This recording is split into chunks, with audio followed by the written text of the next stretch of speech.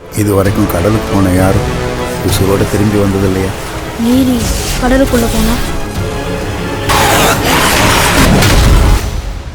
இனி லட்சியங்களை அடைய லட்சங்கள் தேவையில்லை.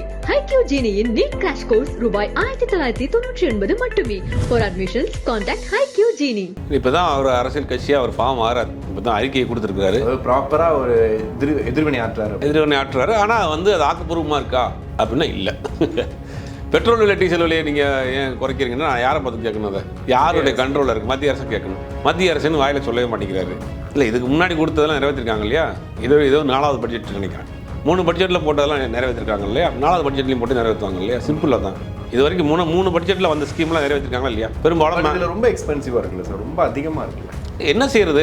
அப்படி ஒவ்வொரு காலகட்டத்துக்கு தேவைகள் அதிகமாக இருக்கிறப்ப பண்ணித்தானே ஆகணும். இதெல்லாம் சாத்தியமா சார்? எப்படி சாத்தியம் இல்லாமல் போயிடும்? அவ்வளோ கோடி ஒதுக்கி திரும்ப நம்ம ஒரு இன்ஃப்ராஸ்ட்ரக்சர் உருவாக்கி ஒரு நகரத்தை உருவாக்குறது, மெட்ரோ வரை பார்த்தீங்கன்னா இங்கேருந்து நம்ம பட்டாபிராம் வரைக்கும் போடுறோன்னு சொல்கிற விஷயங்கள் இதுதான் சாத்தியமா?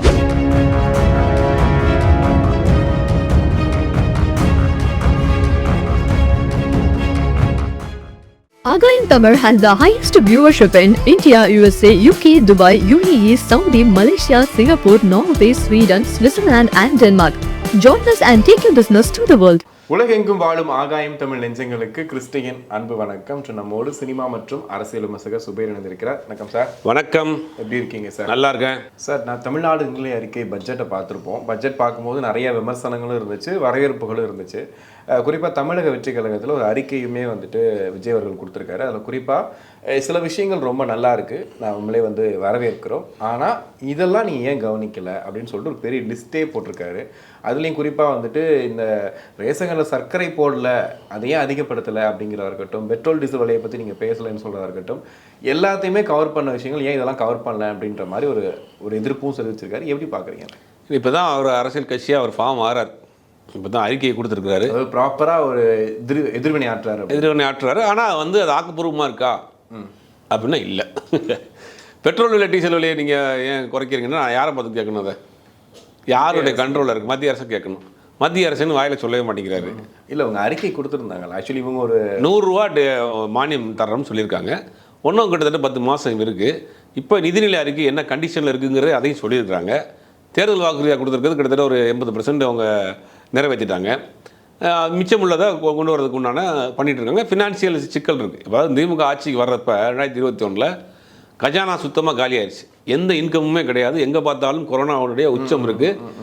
இதெல்லாமே முடங்கி கிடக்கு.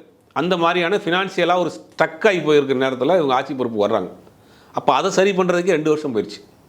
ப்ராக்டிக்கலாக நம்ம யோசிச்சு பார்க்கலாம். 2 வருஷம் அதை மீட்டெடுக்கிறதுக்கு போயிடுச்சு. கொரோனா கொஞ்சமாக நார்மலாகி அப்புறம் லாக்டவுன்லாம் ஓப்பன் ஆகி அவங்க 2022க்கு பிறகு தான் அவங்க நார்மலாக ஒரு கவர்மெண்ட்டாக ரன் பண்ண ஆரம்பிச்சதே. 1.5 வருஷம் அதில் போயிடுச்சு. அதற்கு பிறகு மத்திய அரசு நமக்கு இன்றைக்கி வரக்கூடிய வருவாய் சரியாக வர்றதில்லை. நமக்கு வரக்கூடிய ஷேரிங் வர்றது கிடையாது. அப்போ மாநில அரசினுடைய வருவாயை மட்டும் வைத்துக்கொண்டு அவங்களுடைய ஸ்கீமையும் கொண்டு வந்து நிறைவேற்றணும். மாநில அரசு கொண்டு வந்திருக்கக்கூடிய தேர்தல் வாக்குறுதி கொடுத்துருக்கக்கூடிய அந்த திட்டங்களையும் நிறைவேற்றணும். அது இல்லாமல் கவர்மெண்ட்டையும் ரன் பண்ணணும். இத்தனையும் மாநில அரசின் வருவாயை மட்டும் வைத்துக்கிட்டும் செய்யணும். அதை ஓரளவுக்கு செஞ்சுக்கிட்டு இருக்காங்க. அது சில முன்ன குறைகள் இருக்கும். ஒரு புதிய கட்சியாக அவர் சுட்டி காட்டுறதுக்கு அவருக்கு கடமை இருக்குது, உரிமை இருக்குது. ஆனால் அதில் நியாயம் இருக்கா அப்படின்னா புதுசாக எதுவும் இல்லை. நியாயமும் இல்லை, புதுசாகவும் இல்லை. அண்ணாமலை அவர் பேசுகிறது அதே தான், அதிமுக பேசுகிறது அதே தான், இவரும் அதே தான் பேசுகிறார். ஓகே. அதில் அவர் ஆக்கப்பூர்வமாக புதுசாக வந்திருக்க ஒரு எதிர்கட்சி அதில் இருக்கக்கூடிய குறை நிறைகளை அது ப்ராக்டிக்கலாக இருக்குது, எப்படி இருக்குது, ப்ராக்டிக்கலாக செய்ய முடியுமாங்கிறத இன்னும் கொஞ்சம் டீப்பாகவே விஜய் பேசியிருக்கலாம். இல்லை, அதில் நிறைய வார்த்தையும் யூஸ் பண்ணியிருந்தார் இல்லையா? வெற்றி விளம்பர திராவிட மாடல் அரசு அப்படின்னு போட்டிருந்தாரு. இதில் கொடுத்துருக்க விஷயங்கள் எல்லாமே இன்னும் 1 வருஷம் தான் இருக்க போகிறீங்க. இதுக்குள்ளே நீங்கள் எப்படி இதை செய்ய போகிறீங்க? ஏன்னா 4 வருஷமாக எந்த விதமான கவர்ச்சிகரமான திட்டங்களோ கவர்ச்சிகரமான அறிவிப்புகளோ இல்லாமல் இருந்துட்டு தேர்தல் நெருங்குற இந்த 1 வருஷத்துக்குள்ளே இவ்வளோ அறிவிப்புகள் விடுறீங்க. இதெல்லாம் எப்படி நடக்குமா, சாத்தியமானு கேட்குறாரு. இல்லை, இதுக்கு முன்னாடி கொடுத்ததெல்லாம் நிறைவேற்றிருக்காங்க இல்லையா? இதோ 4வது பட்ஜெட் நினைக்கிறேன். 3 பட்ஜெட்டில் போட்டதெல்லாம் நிறைவேற்றிருக்காங்க இல்லையா? 4வது பட்ஜெட்லையும் போட்டு நிறைவேற்றுவாங்க இல்லையா? சிம்பிளாக தான். இது வரைக்கும் 3 பட்ஜெட்டில் வந்த ஸ்கீம்லாம் நிறைவேற்றிருக்காங்களா இல்லையா? பெரும்பாலும் இதில் ரொம்ப எக்ஸ்பென்சிவாக இருக்குல்ல சார், ரொம்ப அதிகமாக இருக்குல்ல. என்ன செய்யறது? அப்படி ஒவ்வொரு காலகட்டத்துக்கு தேவைகள் அதிகமாக இருக்கிறப்ப பண்ணித்தானே ஆகணும். ராமேஸ்வரத்துக்கு ஏர்போர்ட் வரணும்னு ஒரு ஸ்கீம் கொண்டு வந்துருக்காங்க. அது மாநில அரசு தேவையான இடத்த கொடுப்பாங்க, மத்திய அரசை ஃபோர்ஸ் பண்ணி கொண்டு வருவாங்க. அது ராமேஸ்வரத்தில் ஏர்போர்ட் வர்றதுங்கிறது அது ஒரு பெரிய விஷயம். டூரிசம் பெருசாக டெவலப் ஆகும். அங்கே வரக்கூடிய அந்த பக்தர்களுக்கும் பெரிய யூஸ்ஃபுல்லாக இருக்கும். ஒட்டுமொத்தமாக இந்தியாவுக்கான பட்ஜெட்டில் கல்விக்கு ஒதுக்கப்பட்ட அமௌண்ட் என்ன, தமிழ்நாடு ஸ்டேட் கல்விக்கு ஒதுக்கப்பட்ட அமௌண்ட் என்ன, இது ரெண்டையும் கால்குலேட் பண்ணி பார்க்கணும். இதிலே தெரியும் ஒரு மாநிலத்திற்கு இத்தனை ஸ்டேட் இருக்கக்கூடிய ஒரு மாநிலத்துக்கு ஒதுக்கப்பட்ட அமௌண்ட்டுக்கும் தமிழ்நாடுங்கிற ஒரு ஸ்டேட் ஒதுக்கிருக்க ஒரு கல்விக்கு ஒதுக்கியிருக்க அமௌண்ட்டு பார்க்கணும். இதுவே இந்த பட்ஜெட்டினுடைய பெரிய சிறப்பு. இப்போ கல்விக்கு எவ்வளோ பெரிய இம்பார்ட்டன்ட் கொடுத்துருக்குறாங்க அப்படின்னு பார்க்கணும். அப்போ இப்போ பட்ஜெட்டில் ஒன்றுமே இல்லை வெற்று காகித அறிக்கைன்னு சொல்லக்கூடாது. எத்தனை ஸ்கீம் இருக்குது, நீங்கள் புள்ளிவரத்தோடு பேசுங்க. இந்த ஸ்கீமெல்லாம் நல்லா இருக்குது, இந்த ஸ்கீம் நல்லா இல்லை, இதை மாற்றுங்க. ஆக்கப்பூர்வமாக வெற்று காகிதம் எப்படி சொல்லலாம்? அதில் ஒன்றுமே இல்லையா? இப்போ ராமேஸ்வரத்தில் ஏற்பட்டு வருது, அதை பற்றி நீங்கள் என்ன நினைக்கிறீங்க? இப்போ கல்விக்கு இவ்வளோ அமௌண்ட் ஒதுக்கியிருக்கிறாங்க, ஒட்டுமொத்தமாக கல்விக்கு, உயர்கல்வியாக இருக்கட்டும் பள்ளி கல்வியாக இருக்கட்டும். அப்போ அது சரியில்லைன்றீங்களா? ஒரு சில இதில் உங்களுக்கு குறைபாடுகள் இருந்தால், உங்களுக்கு இது இருந்ததுன்னா நீங்கள் அதை பற்றி நோட்டீஸ் பண்ணி பேசலாம். ஒட்டுமொத்தமாக பேசுகிறதுங்க வந்து ஏறக்குறைய அதிமுக பாஜக பேசுகிற அதே கருத்தை தான் இவரும் பேசுகிறார். ஓகே, இந்த பரந்தூர் விமான நிலையம் பற்றியும் அவர் மென்ஷன் பண்ணியிருந்தார் இல்லையா? அதுக்கான சொல்யூஷன் என்ன, அந்த மக்களை என்ன பண்ண போகிறோம், என்ன விஷயம்னே சொல்லாமல் ஓப்பனாக வந்து அதுக்கான ப்ராசஸ் நடக்கும் அப்படின்னு சொல்கிறாங்க இல்லையா? அதை வந்து சுட்டி காட்டியிருக்காருல்ல அவர். இல்லை, பரந்தூர் விமான நிலையங்கிறது மாநில அரசும் மத்திய அரசும் சேர்ந்து ஜாயின் வெச்சரில் பண்ணுற ஒரு ப்ராஜெக்ட்டு. மாநில அரசு இடத்த கையகப்படுத்தி கொடுக்கறது மட்டும்தான் அவங்களுடைய வேலை. ஒரு 4 இடத்த அவங்க சூஸ் பண்ணி கொடுத்துருக்குறாங்க. 4 இடத்துல மத்திய அரசு இந்த இடத்த சூஸ் பண்ணுறாங்க. அப்படிங்கும் போது மாநில அரசு போராட்டத்துக்கு பிறகு அதை வந்து கன்சிடர் பண்ணுவாங்க. பண்ணுறதுக்கு உண்டான வேலைகள் இருக்குது. மத்திய அரசிட்ட பேசி அந்த இடம் வேணாம், இந்த இடத்துக்கு பதிலாக இன்னொரு இடத்த யூஸ் பண்ணிக்கோங்க அப்படின்னா எல்லாருமே இப்போ அந்த ஏர்போர்ட் வேணுங்கிறதுல உறுதியாக இருக்கிறாங்க. ஏன்னா அடுத்த கட்ட வளர்ச்சி அப்படிங்கும் போது தேவை தான். இப்போ இன்றைக்கி இருக்கக்கூடிய ஏர்போர்ட்டே ஒரு காலத்தில் வயலில் இருந்தது தான், விவசாய நிலம் வந்தது தான், அங்கே குடும்பங்கள் இருந்தது தான். பட் காலத்தின் தேவை நம்ம இன்றைக்கி தேவைப்படுது. இன்றைக்கி பெரிய இந்தியாவிலே 2வது பெரிய இன்டர்நேஷ்னல் ஏர்போர்ட்டாக இருக்குது. அப்படிங்கும்போது ஒரு எக்ஸ்டென்ஷன் தேவைப்படுது. அப்படிங்கும்போது அதை எடுத்து தான் ஆகணும். அப்போ சில விஷயங்களை பார்க்குறாங்க. பரந்தூர் என்ன சொல்கிறாங்கன்னா, பரந்தூர் விமான நிலையம் வந்ததுன்னா அந்த பெங்களூர் ஹைவே வந்து கனெக்ட் ஆயிரும், இல்லை கார்கோ வந்து போகிறதுக்கு நமக்கு ரொம்ப ஷார்ட் டைமாக இருக்கும். பல விஷயங்களுக்கு அது வந்து ஒரு ஏர்போர்ட் வர்றதுக்கு சாதாரண இடம் மட்டும் பத்தாது, அங்கே தண்ணி தேங்கக்கூடாது, மேடு பள்ளமாக இருக்கக்கூடாது, பல விஷயங்கள் இருக்கு இல்லையா? அந்த மண் வந்து எவ்வளோ இதாக இருக்குன்னு பார்க்கணும். இதெல்லாம் டெஸ்ட் பண்ணி தான் வந்து ஒரு ஏர்போர்ட் வைப்பாங்க. ஆனால் மக்கள் போராடுறாங்கல்ல. இல்லை, மக்கள் போராடுறாங்க, அவங்களுடைய உரிமை அது, அவங்களுடைய இடம் அது, அவங்களை விட்டு கொடுக்க போகிற மனசு இல்லை. அதுலேயுமே 2 குரூப்பாக இருக்காங்களே, ஒட்டுமொத்த கருத்து இல்லையே. ஒரு குரூப் நாங்கள் இடத்த கொடுக்கறதுக்கு தயாராக இருக்கிறாங்க, ஒரு குரூப் இடத்த கொடுக்க வேணாங்கிறது தயாராக முடிவோடு இருக்கிறாங்க. ஒரு சில பேர் வந்து அவருக்கு எவ்வளோ கொடுக்குறாங்கன்னு பார்த்துட்டு முடிவு பண்ணுவோங்கிறாங்க. இப்படி எல்லாம் அங்கேயுமே ஒரு ஒருமித்த கருத்து இல்லையே. ஓகே, ஆனால் இது ஒரு பொதுவான பார்வையில் இந்த பட்ஜெட்டை பார்க்கும்போது திமுக ஒரு அரசியலாக தான் அந்த பட்ஜெட்டை எடுத்திருக்காங்க அப்படிங்கிற மாதிரி. ஏன்னா மும்மொழி கொள்கை பிரச்சனை போயிட்டு இருக்கும்போது தமிழுக்கு அதிகமாக இம்பார்ட்டன்ட் கொடுத்து பட்ஜெட்டில் நிறையா சொல்லியிருக்காங்க. திருக்குறள் 28 மொழிகளில் வந்து மொழிபெயர்க்கிறோம் அப்படின்றது, தொல்காப்பியம் சிலப்பதிகாரம் எல்லாத்தையுமே மொழிபெயர்க்கிறோம் அப்படின்னு சொல்கிறது, ஆங்கிலத்தில் பெயர்க்கிறோம் சொல்கிறது. ஸோ இது எல்லாமே கிட்டத்தட்ட வந்து மத்திய அரசை வந்துட்டு சீண்டணும் அப்படிங்கிறதுக்காகவும், அதே மாதிரி இந்த ருபி சிம்பிளை மாற்றின விஷயம், ரூபாய் மாற்றின விஷயம், டோட்டலாகவே இந்த பட்ஜெட்டை வந்து மக்களின் நலன் ஒரு பக்கம் இருந்தாலும் இன்னொரு பக்கம் அரசியலுக்காக தான் எடுத்திருக்குன்னு சொல்லி. இல்லை, ஒவ்வொரு மாவட்ட தலைநகரங்கள்லையும் ஒரு நூலகம் அமைச்சிருக்காங்க. கிட்டத்தட்ட 4 வருஷத்தில் பிரம்மாண்டமான சென்னையில் இருக்கக்கூடிய அண்ணா நூலகம் மாதிரி ஒவ்வொரு மாவட்ட தலைநகரங்களையும் பெருசாக போட்டிருக்காங்க. அதெல்லாம் இம்ப்ளிமெண்ட்டு பல நூலகங்கள் வந்து இப்போ வந்துருச்சு. பல படிக்கக்கூடியவங்களுக்கு இதாக இருக்கும், பல பிஹெச்டி பண்ணக்கூடியவங்களுக்கு, பல ஆராய்ச்சிகள் பண்ணக்கூடியவங்களுக்கு பல உதவிகளாக இருக்கும். அப்போ அதெல்லாம் செஞ்சுக்கிட்டு தானே இருக்காங்க, புதுசாக செய்யலையே. இல்லை, ஆனால் இது கொஞ்சம் டூலாக யூஸ் பண்ணுறாங்களான்னு கேட்கு. இல்லை, டூலை எப்படி யூஸ் பண்ண முடியும்? தமிழுக்கு தொடர்ந்து செஞ்சுட்டு இருக்காங்க. தமிழ் இருக்க வைக்கிறதுக்கு பல யூனிவர்சிட்டிக்கு பணம் கொடுத்துருக்கு தமிழ்நாடு அரசு. இதை தொடர்ந்து கலைஞர் ஆட்சி இருக்கப்போ தான் செம்மொழி மாநாடு நடத்தினாங்க. செம்மொழி அந்தஸ்தே கிடைச்சது கலைஞர் ஆட்சி காலத்தில். அப்போ இவர்கள் திராவிட முன்னேற்ற கழகம் ஆட்சி வருகிற பொழுது தான் தமிழை அதை அடுத்தடுத்த கட்டத்துக்கு நகர்த்தி கொண்டு போகிறதுக்கு ஒரு ஃபண்டு செலவு. இந்த பட்ஜெட்டில் மட்டும் கிடையாது, இதுக்கு முன்னாடி வந்து 3 பட்ஜெட்லேயும் ஒதுக்கியிருக்காங்களே. இதுக்கு மட்டும் ஒதுக்கி தான் நீங்கள் கேட்கலாம், நீங்கள் வந்து டைவர்ட் பண்ணுறீங்களான்னு. இதுக்கு முன்னாடி அந்த 3 பட்ஜெட்லையுமே போட்டிருக்காங்களே. ஓகே, அப்படிங்கும் போது தேர்தல் நேரத்தில் வரக்கூடிய பட்ஜெட்டை எதிர்க்கட்சிகள் அப்படி தான் விமர்சனம் பண்ணுவாங்க.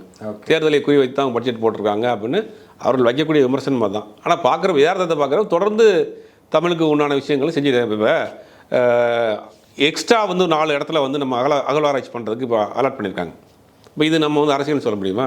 இந்த ஆட்சிக்கு வந்த பிறகு தான் கீழடியை போய் பாருங்கள். கீழடியை வந்து ஒரு மிகப்பெரிய ஒரு அருங்காட்சியகமாக உருவாக்கி வச்சுருக்காங்க. அதுக்குள்ளே போய் பார்க்குறப்ப தான் இந்த இது தமிழர் எவ்வளவு நாகரிகமாக வாழ்ந்துருக்காங்க. பியூரிஃபைடு பண்ணி தண்ணி குடிச்சிருக்கான். பியூரிஃபைடு பண்ணி நம்ம இன்னைக்கு தண்ணி குடிச்சிருக்கோம். ஃபில்டர் வாட்டர் அன்னைக்கு அந்த காலத்தில் ஃபில்டர் வாட்டர் பூமிக்கு அடியில் ஒரு பெரிய பானை மாதிரி இருக்குது, அதில் தண்ணி ஊற்றி வச்சு அதை ஃபில்டராகி வந்து இன்னொரு பக்கம் வருது. இது கிட்டத்தட்ட 4000 வருஷத்துக்கு 3000 வருஷத்துக்கு முன்னாடி. அங்கே உள்ளே போய் பார்க்குறப்ப இதெல்லாம் நமக்கு வந்து கண்ணுக்கே தெரியாமல் போயிருக்கும். இதனால் அரசியல் அது. ஓகே. அடுத்த தலைமுறை ஒரு தலைமுறை வந்து தமிழ்நாட்டில் தமிழர்கள் எப்படிலாம் வாழ்ந்துருக்காங்கன்னு தெரிஞ்சுக்கக்கூடிய ஒரு விஷயம். இதுக்கு பிறகு ஒரு 5 இடத்துல இன்றைக்கி போட்டிருக்காங்க. ஓகே. இந்த பட்ஜெட்லேயும் சொல்லியிருக்காங்க 5 இடத்துல வந்து நம்ம வந்து ஆராய்ச்சியை தொடங்க போகிறோம் அப்படின்னு. இதுதான் இப்போ முக்கியமான விஷயமா இருக்குது. என்ன சொல்கிறாங்க ஒரு குரூப்பு, இந்த சரஸ்வதி நாகரிகத்திலேருந்து தான் வந்தது அப்படின்ட்டு அவங்க ஒரு கதையை கொண்டு வர்றாங்க. அப்போ நம்ம நம்மளுடைய பாரம்பரியத்தை காப்பாற்ற வேண்டிய இடத்துல இருக்கும். அப்போ நாகரிகமே கிடையாது, சிந்துவெளி நாகரிகம் கிடையாதுங்க, சரஸ்வதி நாகரிகம் அப்படின்றாங்க. நம்ம என்ன சொல்கிறோம், நாகரிகமே இங்கே தான் ஆரம்பிச்சுன்றோம். அப்படி இதுவே ஒரு பெரிய போயிட்டு இருக்கு. அப்போ நம்மளுடைய கலாச்சாரத்தை நம்மளுடைய இதை அழிக்கக்கூடிய வேலையை ஒரு நடந்துகிட்டு இருக்கு. அதுக்கு மேலும் மேலும் ஆதாரத்தோடு எடுத்து போட்டுட்ருக்கோம். 5000 வருஷத்துக்கு முன்னாடி நம்ம வந்து இரும்பில் வேலை பார்த்துட்டு இருக்கோம். இரும்பை கண்டுபிடிச்சது நம்ம தான் போட்டுட்ருக்கோம். அதுக்கு ஆதாரத்தோடு எடுத்து போட்டுருக்கோம். உலக நாடுகள் தான் ஏற்றுக்கிட்டான். ஆனால் இவர்கள் ஒன்றும் வந்து சிந்து சமவெளி கிடையாது, சரஸ்வதி நாகரிகம்னு பேசிகிட்டு இருக்காங்க. அப்போ இதெல்லாம் நீங்கள் பாராட்டணுமா இல்லையா? கண்டிப்பாக. நகரம் கூட ஏதோ சென்னைக்கு பக்கத்தில் இன்னொரு சிட்டி ஒன்று உருவாக்கலாம்னு சொல்லிட்டு பிளான் கூட சொன்னாங்க. ஆமாம், இன்றைக்கி மக்கள் தொகை பெருக்கெடுத்து போச்சு. இன்றைக்கி சென்னைக்கு வேலைக்கு வரக்கூடியவர்கள் பல பக்கத்தில் இருக்கக்கூடிய ஆட்கள்லாம் வந்து சென்னைக்கு வேலைக்கு வந்துட்டு போகிறாங்க. வேலூரில் இருக்கவங்களாகட்டும், விழுப்புரமாக இருக்கட்டும், தென்னி வந்து சர்க்கிள் இருக்கவங்களே டெய்லி வேலைக்கு வந்துட்டு போகிறாங்க. 4 மணி நேரம் 3 மணி நேரம் ட்ராவல் பண்ணி கூட வந்துட்டு போகிறாங்க. அப்போ அந்தளவுக்கு மக்கள் தொகை வந்து போகிற மக்கள் தொகையை இன்றைக்கி கூட்டம் அதிகமாக இருக்குது. இங்கேயே இருக்கக்கூடிய மக்களுடைய அதிகமாக இருக்குது. அப்போ தேவையை கருதி இன்றைக்கி பார்க்குறீங்க, சென்னையை பார்த்தீங்கன்னா பல இடங்களில் வேம்பாலம் போட்டுட்ருக்காங்க. வேம்பாலம் முடிஞ்சு வேலையில் வந்துருச்சு. மெட்ரோ பல இடங்களில் மெட்ரோ போட்டிருக்காங்க. அப்போ காலத்தின் தேவையை தாண்டி அடுத்தடுத்த இன்ஃப்ராஸ்ட்ரக்சர் நம்ம உருவாக்கணும் இல்லையா? சாத்தியமா சார்? எப்படி சாத்தியம் இல்லாமல் போயிடும்? அவ்வளோ கோடி ஒதுக்கி திரும்ப நம்ம ஒரு இன்ஃப்ராஸ்ட்ரக்சர் உருவாக்கி ஒரு நகரத்தை உருவாக்குறது, மெட்ரோ வரை பார்த்தீங்கன்னா இங்கேருந்து நம்ம பட்டாபிராம் வரைக்கும் போடுறோன்னு சொல்கிற விஷயங்கள் இதெல்லாம் சாத்தியமா இல்லை? இப்போ நீங்கள் உதாரணத்துக்கு எடுத்தோன்னா நம்ம புதுசாக கட்டிருக்கக்கூடிய பேருந்து நிலையம், அதில் என்ன சொன்னாங்க, கிளாம்பாக்கம் பேருந்து, இது வந்து ஒன்றுமே செய்ய முடியாது. இப்போ அது ட்ரெயினை கனெக்ட் பண்ணிட்டாங்க. 2 மாதத்தில் ட்ரெயின் வரப்போகுது. அது மாதிரி அதுவும் நடந்துடும். அது நடந்துருமே. இப்போ 2 மாதத்தில் வேலை முடிஞ்சிருச்சு. ஒன்றும் 2 மாதத்தில் நீங்கள் கிளாம்பாக்கத்தில் இறங்கி ட்ரெயின் இறங்கி வந்துடலாம். எக்மோரா சென்ட்ரல் எங்கே வேணாலும் போயிடலாம். ட்ரெயினை கனெக்ட் பண்ண மெட்ரோ கனெக்ட் பண்ண போகிறாங்க. அதையும் கொண்டு வந்து அது ஒரு கொஞ்சம் நாள் ஆகும். இப்போ எலக்ட்ரிக் ட்ரெயினை வந்து கனெக்ட் பண்ணிட்டாங்க. அப்படிங்கும் போது சாத்தியம் தானே. ஓகே. இப்போ சமீபத்தில் அண்ணா பல்கலைக்கழகத்தில் அந்த விவகாரம் பற்றி நீங்கள் கேள்விப்பட்டிருப்பீங்க. ஸோ பெரிய பிரச்சனையாக போயிட்டு இருந்த விஷயம். இதில் கூட வந்து அண்ணா பல்கலைக்கழகத்தை அடுத்த கட்ட நகர்வுக்கு என்ன பண்ணுவோம் அதை பண்ணுவோம் அப்படின்னு சொல்லியிருந்தாங்க. அது விஜய் அவர்கள் விமர்சித்து என்ன போட்டிருந்தாருன்னா, நீங்கள் அதை வந்து அடுத்த கட்டத்துக்கு கொண்டு போங்க, பட் அண்ணா பல்கலை மாணவிகளுக்கு பாதுகாப்பை உறுதி செய்யுங்கன்னு போட்டிருக்காரு. இதை எப்படி பார்க்குறீங்க? அது நல்ல விஷயந்தான், வரவேற்கத்தக்க விஷயந்தான். பாதுகாப்பை உறுதி செய்கிறதுக்கு இப்போ ஒரு சம்பவம் நடந்த பிறகு அவங்க சில வேலைகள் செஞ்சுக்கிட்டு இருக்கிறாங்க. செக்யூரிட்டி அதிகப்படுத்திருக்காங்க. சிசிடிவி கேமரா அதிகமாக போட்டிருக்காங்க. அதுக்குள்ளே நடந்திருக்கிற பார்த்தாரான்னு தெரியல. அதுக்குண்டான வேலைகள்லாம் பண்ணிகிட்டு இருக்காங்க. இந்த வழக்கை நீதிமன்றத்தினுடைய கண்காணிப்பு வழக்கு நடந்துகிட்டு இருக்கு. ஓகே. இது யாரும் இதில் தலையிட முடியாது. நேரடியாக நீதிமன்றம் தலையிட்டு நீதிமன்றத்தினுடைய கண்காணிப்பில் இந்த வழக்கு நடந்துகிட்டு இருக்கு. யாரும் இதை தப்பிக்க முடியாது. யூனிவர்சிட்டியோடைய பாதுகாப்பை அதிகரிக்கிறதுக்கு எம்எல்ஏ தலைமையிலான ஒரு குழுவும் போட்டிருக்காங்க. எல்லா கட்சி சேர்ந்த எம்எல்ஏ தலைமையில் ஒவ்வொரு யூனிவர்சிட்டிலையும் பள்ளி கல்வி நிறுவனங்கள்லையும் பாதுகாப்பை அதிகரிப்பதற்காக ஒரு கண்காணிப்பு குழு போட்டிருக்காங்க. அவங்க போய் பார்த்துட்டு வந்து அறிக்கை கொடுத்து ஏதாவது குறைபாடுகள் இருந்தால் அதை சரி செய்யக்கூடிய அளவுக்கு போட்டிருக்காங்க. பெண்களை வந்து இந்த மாதிரியான ஈவ்டீசிங் மாதிரியான வேலைகளை செய்கிறவங்களுக்கு ஒரு சிறப்பு சட்டம் போட்டிருக்காங்க. பின்னாடி போனாலே வந்து அது அந்த மாதிரியான கடுமையான சட்டங்களையும் அதிகப்படுத்திருக்காங்க. இதெல்லாம் இதுக்கு மேலே என்ன வேணும்? ஓகே. இதெல்லாம் விஜய் பேசியிருக்கணும். ஸோ தாவேகாவை பொறுத்த வரைக்கும் இந்த செயற்குழு பொதுக்குழுலாம் தொடர்ந்து பண்ணிகிட்டே இருக்காங்க. இப்போ வந்து இந்த மாவட்ட செயலாளர் நியமன பட்டியலை வந்து அறிவித்தார். அதில் நிறைய குரல்படிகளும் பார்த்தோம். இவ்வளோ காசு வாங்கிட்டு எல்லாம் பண்ணுறாங்க. குறிப்பாக நிறைய பேர் வந்துட்டு ஃபோன்லேயே பேசிக்கிற அந்த ஆடியோலாம் கேட்டோம். ஒரு 40,000 கொடுங்க, இன்னொரு 80,000 கொடுங்க, நமக்கு ஒரு போஸ்டிங்கை போட்டுடலாம் அப்படிங்கிற மாதிரியும் போகிறாங்க. ஆனால் ஒரு பக்கம் விஜய் அதை வந்து நான் கட்டுப்பாட்டில் வச்சுருக்கேன் அப்படின்ற மாதிரி சொல்கிறாரு. ஒருவேளை இந்த மாதிரி நடந்தது தெரிஞ்சால் பெரிய நடவடிக்கை எடுக்கப்படும்னு சொல்கிறாங்க. இந்த செயல்பாடுகளை எப்படி பார்க்குறீங்க? இல்லை, ஒரு பக்காவான ஒரு ஆர்கனைஸ்ட் இல்லாமல் இருக்குது. ஒரு மாவட்ட செயலாளர் வந்து அவருடைய உதவியாளர் கூடிய ராஜேந்திரனுடைய பையனை 28 வயசு பையனை தென் சென்னை மேற்கு மாவட்டம்னு நினைக்கிறேன், அதுக்கு வந்து ஒரு மாவட்ட செயலாளர் போட்டிருக்காங்க. ஒரு 28 வயசு பையன் பெருசாக அரசியல் புரிதல் இல்லாத ஒரு நபரை மன்றத்தில் ஆக்டிவிட்டி இல்லைங்கிறாங்க. அவரை பற்றி எப்போயாவது வருவார் போவார், பெருசாக ஆக்டிவிட்டிலாம் இல்லை. மெயினாக வந்து அவருடைய கூட இருக்கிறவருடைய பையன் பார்த்தீங்கன்னா அந்த கட்சி குடும்ப கட்சி மாதிரி தான் ஆகிப்போச்சு. அவர் கூட இருந்த ஆடிட்டர் தான் கட்சியோட பொருளாளர், மன்றத்தினுடைய தலைவர் தான் செயலாளர், இவர் தலைவர், அவர் கூட இருந்த டிரைவருடைய பையன் தான் மாவட்ட செயலாளர். இதே சார் குடும்பமாகும் இது அந்த ஒரு ஆஃபீஸ் வச்சுங்க. ஒரு ஆஃபீஸ்க்குள்ள இருக்கவங்க இப்போ நீங்கள் நான்லாம் சேர்ந்து கட்சி ஆரம்பித்தா இவர் கேமராமேன், அவர் பொதுச்செயலாளரை போட்டலாம், நீங்கள் வந்து பொருளாளர் இருங்க, இந்த இவரை வந்து ஏதாவது போஸ்டிங் பண்ணி அவனு கேளுங்க போட்டுடலாம். இப்படி வேணால் கட்சி, இதுக்கு பேர் கட்சி. அது சார் திமுக துரைமுருகன் எல்லாருமே அப்படி தானே போஸ்ட். துரைமுருகனுடைய வரலாறு தெரியாமல் பேசக்கூடாது. துரைமுருகன் எங்கிருந்து வந்திருக்காரு? சட்டக்கல்லூரி மாணவர், இந்திய போராட்டத்தில் பாடுபட்டவர், அண்ணா கூட பயணம் பண்ணுறாரு, மிகப்பெரிய போராட்டத்துக்கு பிறகு வர்றாரு. துரைமுருகன் தொடர்ந்து கிட்டத்தட்ட 10 பேர் சட்டமன்ற உறுப்பினர், உதயநிதி துணை முதல்வர் ஆகிறாரு. அப்படின்னும் போது ஏன் ராஜேந்திரன் பையன் வந்துட்டு ஒரு மாவட்ட செயலாளர்? நல்ல கேள்வி. ஆகட்டும் வேணாம்னு கேட்குறேன். துணை முதல்வர் உதயநிதி துணை முதல்வர் ஆறாருன்னா உதயநிதி வந்து தேர்தலில் நிற்கிறார், போட்டி போடுறாரு. சேப்பாக்கம் திருவள்ளிக்கேணியில் போட்டி போடுறாரு. 1.5 லட்சம் மக்கள் அவரை வாக்கு போட்டு சட்டமன்ற உறுப்பினர் ஆக்குறாங்க. அதற்கு பிறகு அமைச்சர் ஆகிறாரு. அவர் செயல்பாடை பார்த்து துணை முதலமைச்சராக கொடுத்துருக்காங்க. ஸ்டெப் பை ஸ்டெப்பாக தான் வர முடியும். ஓகே. அப்போ இவருடைய அதாவது இப்போ அந்த தென் சென்னை மேற்கு மாவட்டத்திலேயே கட்சிக்கு அந்த மன்றத்திலேருந்து இருப்பாங்கல்ல, அவங்களுடைய நிலைமை என்ன கேட்க வேண்டியதாக இருக்குது. அவங்க மன்றத்துலேருந்து போக்கிரி மன்றமாக வச்சுருப்பான், இல்லாட்டி சச்சின் மன்றமாக இருக்கும், அதுலேருந்து போஸ்ட் ஓட்டிகிட்டு இருப்பான், அதுலேருந்து எல்லா வேலையும் பார்த்துட்டு இருப்பான். நமக்கு ஒரு மாவட்ட செயலாளர் போஸ்ட் கிடைக்குன்னு எத்தனை பேர் காத்துக்கிட்டு இருப்பான். அவனுக்குலாம் இல்லாமல் திடீர்னு வந்து ஒரு சம்மந்தமே இல்லாத நபரை கொண்டு வந்து நீங்கள் போடுறீங்கன்னா அப்போ அது வரைக்கும் உள்ள இருந்த ஆட்களுடைய நிலைமை என்ன இருக்குது? அப்போ அது ஆள் இல்லையோங்கிற சந்தேகம் தான் வருது. ஏறக்குறைய வர தகவலாம் அப்படி தான் இருக்குது போல். ஃபுல் பண்ண முடியாமல் தான் இவ்வளோ நாள் தடுமாறிக்குது. நீங்கள் ஆள் இல்லையோன்னு சொல்கிறீங்க, அங்கே மீன் போடுவாங்கன்னு நினைக்கிறேன். டக்குனு மாஸ்டர் பேசுகிற டைலாக் கூட பேச போகிறாங்க. போட்டு நம்ம நடக்கிறதான் சொல்கிறோம். ஒரு கட்சியினுடைய கட்சி ஆட்சிக்கு வர போகிறீங்க 10 மாதத்துலன்றீங்க.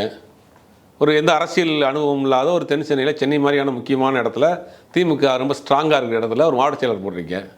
ஒன்று அந்த மாவட்ட செயலர் மன்றத்து அளவுலையாவது அவர் கொஞ்சம் செயல்பாடு இருக்கு நம்பராக இருக்கும். ஓகே. புதுசாக ஒருத்தரை போட்டின்னு எப்படி சமாளிப்பாங்க? திமுக இன்னும் பொருட்டாக நினைக்கலையா சார்? விஜய் வந்து ஒரு பொருட்டாவே எடுத்துக்கலையா அவங்க? ஏன்னா இப்போ தாவேக்கா தான் அடுத்த பெரிய கட்சி அப்படின்ற மாதிரி சொல்கிறாங்க. இப்போ ரீசெண்டாக விஜய் அவர்கள் மேடையில் பேசும்போதும் சொன்ன விஷயம், பூத் கமிட்டி மாநாடு போட போகிறோம், அப்போ தெரியும் தாவேக்கா வந்து பெரிய கட்சிகளுக்கு எந்த விதத்துலையும் சளைச்சது இல்லை அப்படின்ற மாதிரிலாம் சொல்லியிருக்காரு.